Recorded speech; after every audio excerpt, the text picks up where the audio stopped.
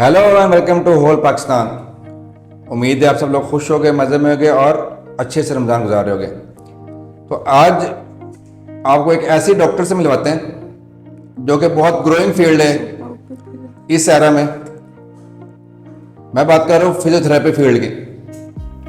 आज हमारे साथ होगी डॉक्टर अफीरा तारिक, जो कि किंग एडवर्ड मेडिकल यूनिवर्सिटी से गोल्ड मेडलिस्ट है। उन्होंने फिजियोथेरेपी में गोल्ड मेडल हासिल की है। तो आज हम उनसे पूछते हैं आप किस तरह ये फील्ड ग्रो कर रही है और वो कौन कौन से ट्रीटमेंट कवर कर रही है। आपको मिलवाते हैं डॉक्टर अफीरा तारिक से। जी अस्सलाम वालेकुम मैम, कैसी है आप? ठीक ठाक है? वालेकुम सलाम, अल्लाह का शुक्र, आप सुनाएं सर। मैं ठीक ठाक अल्हम्दुलिल्लाह। मैम अभी मैं व्यूअर्स को बता रहा था आपके बारे में कि आपने किंग एडवर्ड मेडिकल यूनिवर्सिटी से गोल्ड मेडलिस्ट की डिग्री ली है फिजियोथेरेपी में। तो ये क्या सच्ची बात है? जी सर, बिल्कुल सच है। अच्छा चलो माशाल्लाह, बहुत मुबारक हो आपको ma'am. Thank you so much. थोड़ा कह लेना व्यूअर्स को, थोड़ा अपना इंट्रो करवाए कि अफीरा तारिक कौन है। अस्सलाम वालेकुम व्यूअर्स, मेरा नाम डॉक्टर अफीरा तारिक है और मैं शोबे से फिजियोथेरेपिस्ट हूँ और मेरी जो डिग्री है वो किंग एडवर्ड मेडिकल यूनिवर्सिटी की है। और फिजियोथेरेपी के बारे में बहुत से कम लोग जानते हैं, इसकी अवेयरनेस अब आहिस्ता आहिस्ता बढ़ रही है। लेकिन मैं इसमें आप लोगों को इसकी अवेयरनेस के बारे में बताना चाहूँगी कि फ़िज़ियोथेरेपी है क्या। कुछ चीज़ें आपको डॉक्टर साहब ने बता दी होंगी और कुछ जो है ना मैं आपको बताना चाहती हूँ कि फ़िज़ियोथेरेपी बेसिकली एक ऐसा शोबा है जो कि आपकी जितनी भी बीमारियाँ हैं वो बेशक आपकी बोन से रिलेटेड है, यानी हड्डियों की बीमारी है, या फिर आपकी मसल्स की कोई या पट्टों का खिंचाव है, या इससे रिलेटेड और भी काफ़ी सारी जो है बीमारियाँ, वो सब की सब जैसे हम कुछ डॉक्टर जो हैं मेडिसिन प्रैक्टिस करते हैं वो मेडिसिन से ट्रीट करते हैं, कुछ सर्जिकल ट्रीटमेंट ऑफ़र करते हैं। तो फिजियोथेरेपी में क्या होता है कि इसमें आपकी जो ट्रीटमेंट है वो एक्सरसाइज बेस होता है, मोडालिटी बेस होता है, जिससे आप एक्सरसाइज से और मोडालिटीज़ के ज़रिए से जो है ना बेहतर हो जाते हैं। आपका पेन और जो आपकी डिसऑर्डर होता है उसको हम एक्सरसाइज से ट्रीट करते हैं। तो मैम ये इससे पहले अभी रिसेंटली 3-4-5 साल से ज़्यादा सुन रहे कि फिजियोथेरेपिस्ट बहुत ज़्यादा आ रहे हैं। जी सर। तो इससे पहले ये लोग मोस्टली जो हमारे हड्डी जोड़ होते थे वो इन सब चीज़ों को ट्रीट कर रहे होते थे। तो मैं उससे थोड़ा डिफरेंस बताया फिजियोथेरेपिस्ट में और उन हड्डी जोड़ों में क्या फ़र्क है। बेसिकली ये जो कंसेप्ट है हड्डी जोड़ तोड़ का, ये जैसे हिकमत होती है या फिर जो एक ओल्ड कंसेप्ट था जब ये डिग्रीज़ इंट्रोड्यूस नहीं की गई थी, उसमें ये था कि आपकी एक्सपीरियंस देखा जाता था, एक्सपर्टीज़ देखी जाती थी और जो आप एक फैमिली बैकग्राउंड लेके आ रहे होते थे, जो हिकमत का कंसेप्ट था। लेकिन अब जो डिफरेंस आ गया वो ये है कि जो एक एजुकेटेड है और एक अनएजुकेटेड पर्सन है, कि आपकी जो जैसे मेरी जो फील्ड है, मेरी जो डिग्री है डॉक्टर फिजियोथेरेपी है, ये 5 इयर्स का एक कोर्स है और इसके अंदर जितना भी हमें थ्योरेटिकल और प्रैक्टिकल दोनों चीज़ें सिखाई जाती है। तो मेरे ख्याल से जो एक जिसने एजुकेशन हासिल की है उस पर और जिसने उसके अकॉर्डिंग पूरा स्टडी किया है एनाटमी वाइज भी फिजियोलॉजी वाइज, तो वो ज़्यादा बेहतर जानते हैं बनस्पत एक आप सिंपल चीज़ देख के उसको प्रैक्टिस कर रहे हैं, उसमें आप जैसे कहते हैं ना तुक्का लगाना, ठीक है, अगर ठीक हो गया तो हो गया। मतलब उन्होंने सारी प्रैक्टिस की होती है जी, अपने बड़ों से किसी सीखा उस पर इम्प्लीमेंट कर रहे हैं, तो आप लोग प्रॉपर पढ़ के बिल्कुल उसके अकॉर्डिंग कर रहे होते हैं आप लोग। exactly. तो मैम ये जैसे मुआशरे में मोस्टली जितने भी हम बात कर रहे हैं हड्डी जोड़ इस तरह के, तो मोस्टली वो मेल है, मर्द हजरात है। तो इस फीमेल के इस फील्ड में आना वो कैसा है? बेसिकली यहाँ पे जो फिजियोथेरेपी फील्ड है उसमें मैं आपको बताती चलूँ कि जब ये स्टार्ट हुई थी तो फिजियोथेरेपी इंट्रोड्यूस ही फीमेल से हुई थी। जो फर्स्ट फिजियोथेरेपिस्ट थी वो फीमेल थी और ये इसलिए किया गया था इंट्रोड्यूस किया। आपने देखा है कि मेजॉरिटी हमारी सोसाइटी में मेल्स डोमिनेटिंग है, ठीक है। उसमें अगर आप देखें किसी फिजिशियन के पास जा रहे हैं, किसी भी आप सर्जन के पास जा रहे हैं, तो वो मेल ज़्यादा होते हैं, क्योंकि फ़ीमेल जो है उनमें कुछ पर्सन जो है वो हाउसवाइफ्स की होती है, कुछ जो है वो टीचिंग की तरफ जाते हैं, कुछ डिफरेंट शोबे की तरफ जाते हैं। तो मेडिसिन की तरफ या फिजियोथेरेपी की तरफ, मेडिकल फील्ड की तरफ कम जो है मूव करते हैं, वो डे बाय डे इंक्रीज हुआ है। तो जो फीमेल्स जैसे अब नहीं प्रेफर करती कि मेल के साथ इन कॉन्टैक्ट हो, ऑब्वियसली फिजियोथेरेपी है, इसमें फिजिकल कांटेक्ट है, आपने असेस करना है वो सारा, तो इसलिए ये जो है समझ लें कि मेल्स के लिए भी और फीमेल्स के लिए भी इक्वल इसमें अपॉर्चुनिटी है और इक्वल इसमें फैसिलिटी है कि अब एक फ़ीमेल पेशेंट जो है अगर मेल से नहीं असेस करवाना चाहती या चेकअप नहीं करवाना चाहती तो वो प्रेफर करेगी कि मैं फीमेल फिजियोथेरेपिस्ट के पास जाऊँ। तो मैम ये फर्स्ट बैच फिजियोथेरेपी कब हुआ था स्टार्ट? ये ऑलमोस्ट 1900 की बात है कि जब ये स्टार्ट हुआ था कंसेप्ट, तब इसमें कोई डिग्रीज नहीं थी, इसमें कोई एक एजुकेशनल कंसेप्ट नहीं था, जस्ट एक सिंपल प्रैक्टिस थी जो कि ये चीज़ देख के असेस की गई थी कि जब आप मसल्स को डिफरेंट डायरेक्शंस में मूव करते हैं या उनको एक प्रॉपर वे में मूव किया जाता है तो उसमें आपकी बॉडी के अंदर एक अपरेंट चेंज आता है कि आपकी स्ट्रेंथ गेन होती है, आपकी पेन जो है या जैसे आपका अगर पोस्चरल चेंज है तो उसमें क्वालिटी ऑफ लाइफ इंप्रूव होती है। तो मैम ये अब आफ्टर एफएससी डिग्री है और 5 ईयर की है जी, एफएससी के बाद एमडी कैट एंड देन जो है ना इसका ऑन मेरिट जो है वो एडमिशन होता है। कुछ गवर्नमेंट के इंस्टीट्यूट्स हैं जो इसे कंडक्ट करवा रहे हैं और कुछ प्राइवेट इंस्टीट्यूट। अच्छा, इसमें ना मैंने जो सुना है बहुत लोग ना ये डिग्री करते हैं उन्हें शाई फील होता है, ये मतलब जो डिग्री करने के बाद कुछ लोग तंग कर रहे होते हैं, उनके अपने दोस्त जिन्होंने एमबीबीएस किया या फॉर्म डी किया कि और डिग्री वो छेड़ रहे होते हैं उनको ना, मतलब मालशी कह के इस तरह करके, बहुत रॉन्ग है।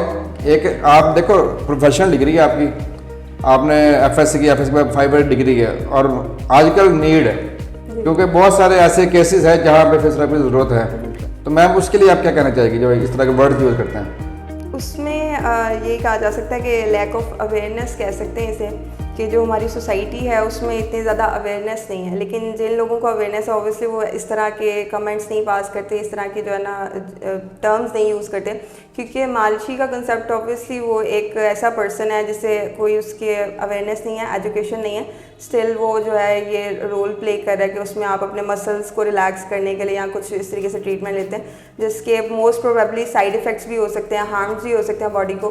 लेकिन एक फिजियोथेरेपिस्ट है वो एक ग्रेजुएटेड पर्सन है, एक डिग्री होल्डर है, उसमें डिफरेंस तो है ऑब्वियसली। व्यूअर्स, मेरा ये मानना है कि ना जितनी जो भी डिग्री होल्डर है, चाहे वो एमबीबीएस है, फॉर्म डी है, फिजियोथेरेपिस्ट है, न्यूट्रिशन वाला है, सबको एक दूसरे की रिस्पेक्ट करनी चाहिए क्योंकि ये तमाम के तमाम जो ये हेल्थ के डिपार्टमेंट्स हैं ये सब इकट्ठे हो गए तो फिर ही हम चल सकते हैं। अब एमबीबीएस वाला क्या है जनाब जी, फॉर्म डी वाले सही नहीं है, या फॉर्म डी वाला क्या जी एमबीबीएस वाला ठीक नहीं है, या ऐसे ही फिजियोथेरेपी वाला ठीक नहीं है, न्यूट्रिशन ठीक नहीं है, तो इस तरह सिस्टम चलेगा नहीं। तो सबकी रिस्पेक्ट करें, हर जो भी डिग्री होल्डर है उसकी रिस्पेक्ट करनी चाहिए। मैम जो इसमें फिजियोथेरेपी में आप कौन कौन से केसेस डील कर रही हैं? बेसिकली जो फिजियोथेरेपी है ये ऑलमोस्ट जितनी भी स्पेशलिटीज़ हैं उनसे रिलेटेड है। फर्स्ट ऑफ ऑल जो मोस्ट कॉमनली यहाँ पे प्रेजेंट होते हैं केसेस वो ऑर्थो के होते हैं कि आपकी कोई जॉइंट इशू है, आपको कोई हड्डियों का मसला है, पट्टों का खिंचाव है, ये सारे इश्यूज आ जाते हैं जिसके अंदर पोस्ट ऑपरेटिव केसेस भी होते हैं आफ्टर फ्रैक्चर या फिर आफ्टर इंजरी।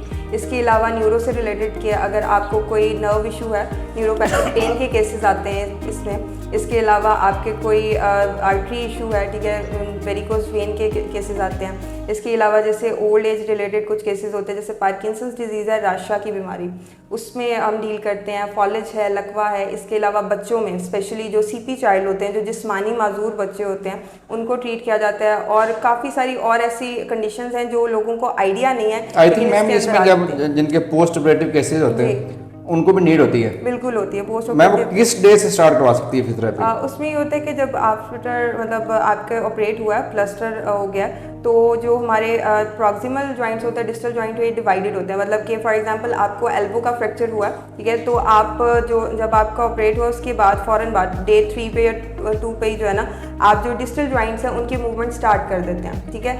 अब ये बात जो है बहुत कम लोगों को आइडिया होती है, बहुत कम लोग इस चीज़ से अवेयर होते हैं। उसके बाद आफ्टर जब पीओपी ओपन हो जाता है उसके बाद फ़ौरन बाद हम जो है ट्रीटमेंट स्टार्ट कर देते हैं ताकि कॉन्ट्रैक्चर डेवलप ना हो, ताकि आपकी जो रेंज ऑफ मूवमेंट है वो इफेक्ट ना हो, स्टिफनेस डेवलप हो।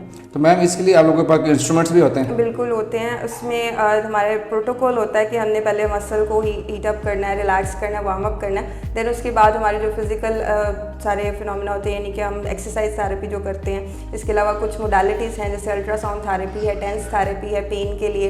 इसके अलावा IR है, इंफ्रारेड रेडिएशंस, और डिफरेंट इक्विपमेंट्स हैं जो कि असिस्टेंस के लिए जो है ना यूज़ किए जाते हैं, वो सब इसके अंदर हमारे पास अवेलेबल है। सही।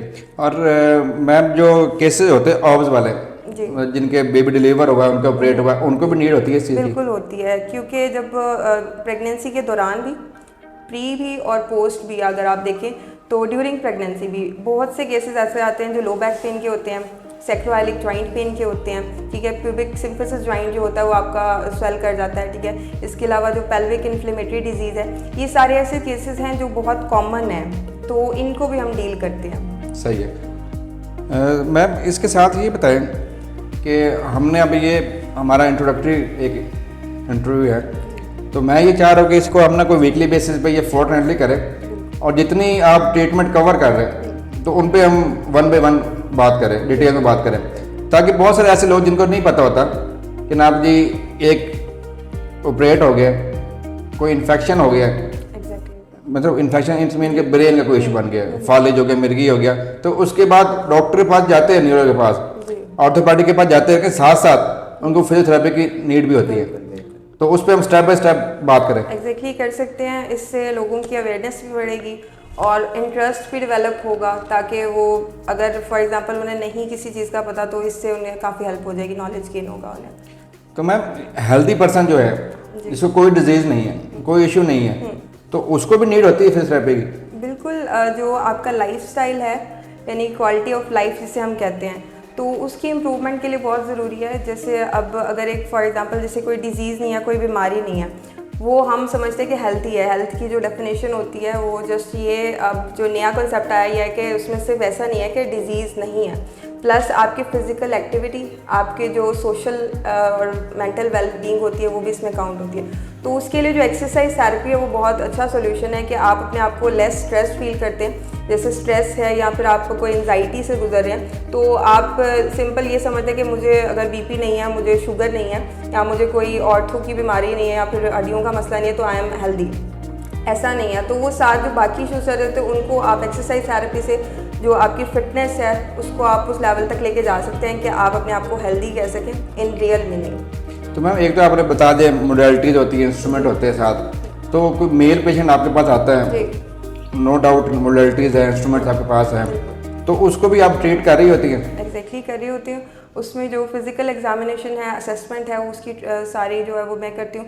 फिर मेरे साथ जो असिस्टेंट है वो भी जो वेल ट्रेंड जो असिस्टेंट है वो होते हैं मेल, और वो फिर साथ असिस्ट करवाते हैं। उनको जो सारा प्रोटोकॉल है गाइड किया जाता है, वो अंडर सुपरविजन होता है कि आप सारा जो है ना मैं गाइड कर रही हूँ, ठीक है, और उनकी एक्सरसाइज वगैरह साथ चल रही होती है। Madam on a lighter note एक क्वेश्चन आपसे है, मतलब क्वेश्चन ही मेरा नहीं होगा, जो देख रहे हैं उनका होगा, किसी का भी हो सकता है, कि एक जो फीमेल है जो कि जिसकी खुद फिजिक बहुत कम है और उसकी फील्ड फिजियोथेरेपी है, जो कि हड्डी जोड़, पहलवान, इस तरह के लोग करते हैं, तो मैम वो आप किस तरह कवर कर रही है इसको?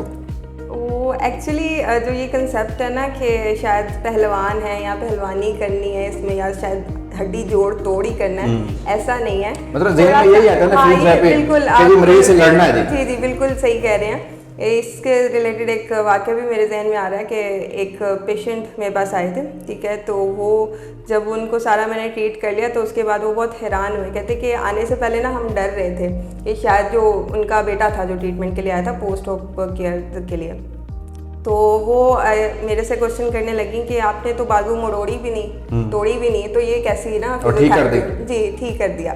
तो फिर देन मैंने उन्हें गाइड किया कि जो फिजियोथेरेपी ऐसा नहीं है कि आपको पेन से गुजरना पड़ेगा, बल्कि हम तो आपकी पेन रिलीफ करते हैं, ठीक है, आपकी केयर के साथ आपको जो है ना पेन रिलीफ सारा प्रोटोकॉल प्रोवाइड करते हैं कि आप विदाउट एनी पेन जो है ना ट्रीट होंगे।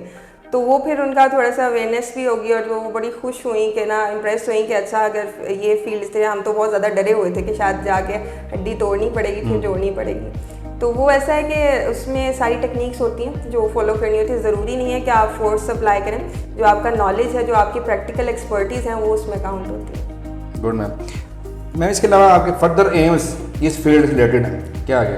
फर्दर जो बहामल नगर में फील्ड ये न्यू है, अभी 1 साल से ज़्यादा कॉन्सेप्ट बना है, अभी भी ऐसा पेशेंट जो कि अच्छा हाउ टू नो रखता है या एजुकेटेड पेशेंट वो तो आपके पास आ रहा है, लेकिन जो कम पढ़े लिखे वो लोग कम आते हैं आपके पास, तो ऐसा क्या करें कि क्या आपके फर्दर प्लान्स है या एम्स है कि जिस तरह ये घर घर में एक मैसेज पहुँच जाए? उसमें ऐसा है कि जो अवेयरनेस है वो आप स्टार्ट करते हैं, मतलब डे बाय डे गेन होती है। तो जब मैंने ये फील्ड स्टार्ट की थी तो मेरे जहन में यही एम था कि मैंने एक दिन जो है ना अपना एक खुद का सेल्फ मतलब रिहैब सेंटर बनाना है। तो उसके लिए बहुत आपको स्ट्रगल की, ऑब्वियसली हार्डवर्क की ज़रूरत होती है। तो अभी 1.5 ईयर में मैंने बहुत ये अवेयरनेस आई थिंक सो के ना गेन हुई है यहाँ के लोगों के लिए भी, और मुझे खुद जो फीडबैक मिला उससे काफ़ी इम्प्रूवमेंट शो हुई है। तो उसमें अवेयरनेस का यही तरीका होता है कि हम डिफरेंट जगह पे फ्री कैंप्स वगैरह करते हैं। तो फ्री कैंप के अंदर जो लोग आते हैं, कुछ लोग आते हैं जिन्हें आइडिया होता है, कुछ को नहीं आइडिया होता। तो हमारा काम ये है कि हमने अपनी फील्ड को उनके सामने ऐसे प्रेजेंट करना है कि उनको उसका नॉलेज भी गेन हो, प्लस उन्हें पता चले कि इससे क्या उन्हें फ़ायदा हो रहा है। इसके अलावा मतलब काफ़ी डिफरेंट मतलब उसमें आजकल फेसबुक पे, व्हाट्सएप पे और डिफरेंट जगह पे आप जो है वो एडवर्टाइजमेंट कर सकते हैं अवेयरनेस के लिए, ये सारे भी है। इसके अलावा जो मेरा मेन एम है वो यही है कि आगे जाके जो है ना एक कंप्लीट रिहैब केयर सेंटर बनाना है जिसमें हर तरह की फैसिलिटी हो, उसमें कोई भी पेशेंट आए तो उसको जो है केयर दी जाए, ठीक है। आपको किसी भी पेशेंट को ये फील ना हो कि यहाँ से हमें मूव करके जो है ना बिग सिटी की तरफ मूव करना पड़ेगा, मतलब इस्लामाबाद हो या फिर बड़े सेंटर्स की तरफ, उसमें ईच एंड एवरी फैसिलिटी हो for the well being of human, तो वो ज़रूरी है मेरे ख्याल से। तो उसके लिए मैम एक तो बेस्ट ऑफ लक, इंशाल्लाह हम आपके साथ हैं उसके लिए। अब व्यूअर्स को ये बता दें कि ऐसा कोई भी पेशेंट जो न्यूरो डिजीज़ में है, ऑर्थो डिजीज़ में या पोस्ट ऑपरेटिव केसेस में है, या जो सीपी चाइल्ड है वो आपको चेक करवाना चाहते हैं, कंसल्ट करना चाहते हैं, तो आप कहाँ अवेलेबल है? अभी फ़िलहाल जो है वो मैं लाइफ केयर मेडिकल कम्प्लेक्स में अवेलेबल हूँ। अभी रमज़ान चल रहा है तो रमज़ान में मेरी जो टाइमिंग है वो 3 to 6 PM है। आफ्टर रमज़ान मेरी जो टाइमिंग है वो 5 to 9 PM होगी। इसके अलावा मैं मिंशनाबाद में संडे को जो है वहाँ पे अवेलेबल होती हूँ। उधर मेरी जो टाइमिंग है वो अर्ली मॉर्निंग की है। आप अगर चाहें किसी भी रिलेटेड आप कोई मशवरा करना चाहते हैं कि आपको नहीं अभी आइडिया के फिजियोथेरेपी है, आप मशवरे के लिए आ सकते हैं। पहले आप आके देखें, मशवरा करें, अगर आप सेटिस्फाई होते हैं देन आप उसको ट्रीटमेंट को फॉलो कर सकते हैं। जज़ाकल्लाह मैम इसके अलावा आप हमारा चैनल देखते होगी लाइफ केयर, तो मैम उस चैनल के बारे में आप क्या कहते हैं? सर चैनल जो है माशाल्लाह से मतलब पहले तो आपको मुबारक हो कि आपका चैनल जो बहुत अच्छा ग्रो कर रहा है और उसका जो फीडबैक है वो बहुत अच्छा है। मैं मतलब कमेंट्स वगैरह मैं पढ़ती रहती हूँ, तो उसमें ऐसा है कि जो आपके चैनल का थीम है और जो आपके चैनल के मतलब पर्पज़ है वो बहुत अच्छा है, बहुत स्ट्रॉन्ग है। जो भी आप स्टेप लेते हैं उसमें थोड़ी सी स्ट्रगल करनी पड़ती है, हार्डवर्क करना पड़ता है, लेकिन मेरी बेस्ट विशेज़ हैं कि आप इसको ग्रो करेंगे, क्योंकि जो आपने एम लिया है उसको आगे बढ़ाने के लिए आपकी टीम भी है माशाल्लाह से, तो वो थोड़ा सा टाइम लगेगा लेकिन इंशाल्लाह आप बहुत जल्दी जो है ना वो ग्रो करेंगे, लोगों में अवेयरनेस फैलाएंगे, और best of luck. Thanks a lot ma'am, thanks a lot. Viewers, ऐसे तमाम लोग जो कि किसी डिजीज़ में हैं, चाहे वो न्यूरो में है, न्यूरो में हम बात कर सकते हैं फालिज की, लकवा की, या कोई और आर्थोपैडिक डिजीज़ है, कोई एक्सीडेंट उनका हुआ, कोई ऑपरेट हुआ उसके बाद, या कोई सीपी चाइल्ड बच्चे जिनकी ग्रोथ कम रह जाती है तो किसी वजह से माजूर है, या पोलियो के पेशेंट ऐसे, तो वो लाजमी डॉक्टर अफीरा तारिक से कंसल्ट करें। डॉक्टर साहब आप रोज़ाना बैठती है लाइफ केयर मेडिकल कम्प्लेक्स में 3 से 6 बजे रमज़ान में, और उसके बाद इनका टाइमिंग 4 से रात 9 बजे तक होती है। तो ऐसे तमाम पेशेंट इस चीज़ की अवेयरनेस ले सकते हैं, आके डिस्कस कर सकते हैं हमसे कि हमारा ये इशू है, तो उसके अकॉर्डिंग फिजियोथेरेपिस्ट को डील कर सकती है या नहीं कर सकती। तो एक जो कंसेप्ट बना हुआ था कि लोगों के नाम सिर्फ हड्डी जोड़ ही काम कर सकते हैं, फिजियोथेरेपी कौन आगे, तो एक टेक्निकल फील्ड है, ये नहीं है कि नाम के बंदा फीमेल है या मेल है तो वो कर नहीं सकता। इनके पास मॉडलिटीज होती है, इंस्ट्रूमेंट्स होते हैं, तो अच्छे से डील कर सकते हैं। बाकी आप देखते रहे doctor Kashif life care YouTube channel, और सब्सक्राइब करते रहे, लाइक करते रहे, शेयर करते रहे। इंशाल्लाह फिर किसी दिन और किसी डॉक्टर के साथ किसी और कहीं जगह पे मुलाकात होगी। जज़ाकल्लाह।